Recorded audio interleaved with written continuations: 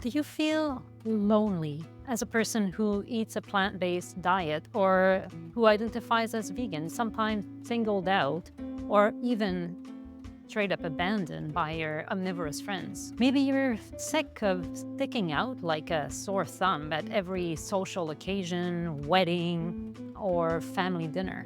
Welcome to the Vegan Family Kitchen YouTube channel. I'm Brigitte, and I'm here to tell you that I get it and that you are not alone, although I understand that it feels like it.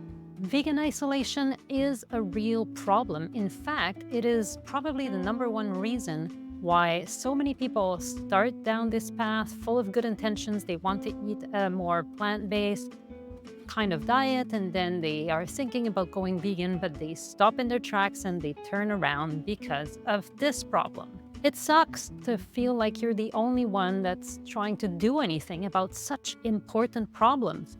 And really, it's too bad that they quit, because we know now that eating a predominantly or fully plant-based diet is the number one way to not only reverse chronic disease and prevent it, diseases that so many people have on the planet and that they die from, but also it's a top manner to decrease humanity's environmental footprint for our poor planet that is full of people, but above all, full of farm animals that are raised just to be eaten by people. So if we could reduce those numbers significantly, it would make such a difference, right? And also, of course, eating this way is the perfect manner to decrease our contribution to animal suffering, the suffering of untold billions of sentient beings. So, what a pity that because of those socially challenging feelings, we don't continue down this path. Well,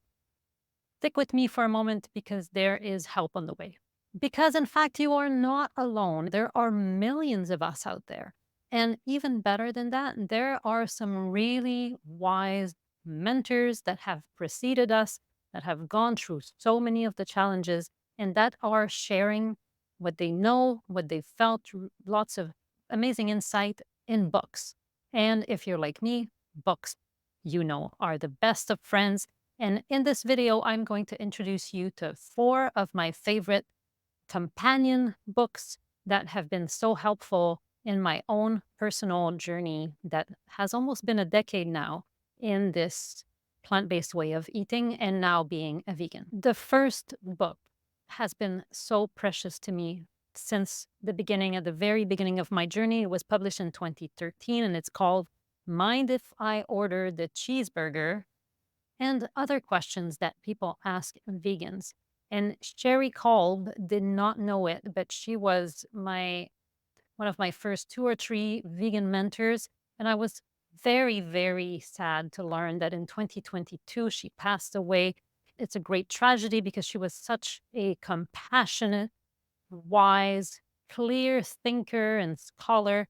We have lost a lot, but thankfully we still have her book. This book deeply touched and supported me and even made me laugh at a time when I was getting asked all those questions because I had started down this path. And often I didn't necessarily know the answers, but there was like a wise big sister or auntie that had the answers ready to be whispered in my ear. And she was a legal scholar, so she came from the background in law, and she was also a vegan. She used clear thinking, plain language, and a very broad range of resources to buttress, to support all of those answers to the questions she talks about. For example, don't plants feel pain too? Are we going to be overrun by cows if we stop eating them? Didn't God give us dominion over animals? What about indigenous people diets? And maybe more importantly, when we're down to asking ourselves, why bother if it's only me? She also had some really good answers.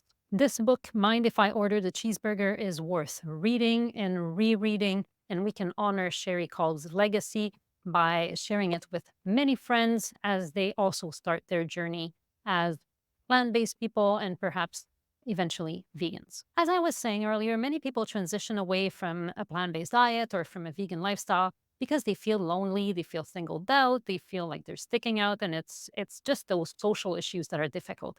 And there's so many people struggling with the same thing that somebody awesome, Carol J. Adams, wrote this book called Living Among Meat Eaters: The Vegetarian Survival Handbook to help us out. And I can totally sympathize with those feelings. Even I have to go back to this book once in a while because even after a whole decade, I still feel at times unpleasantly isolated because of my choice to eat a more compassionate diet. This book, by the way, was published in 2009. That's the original edition. And the new one is kind of cheeky with a T Rex on it, published in 2022. It's been updated.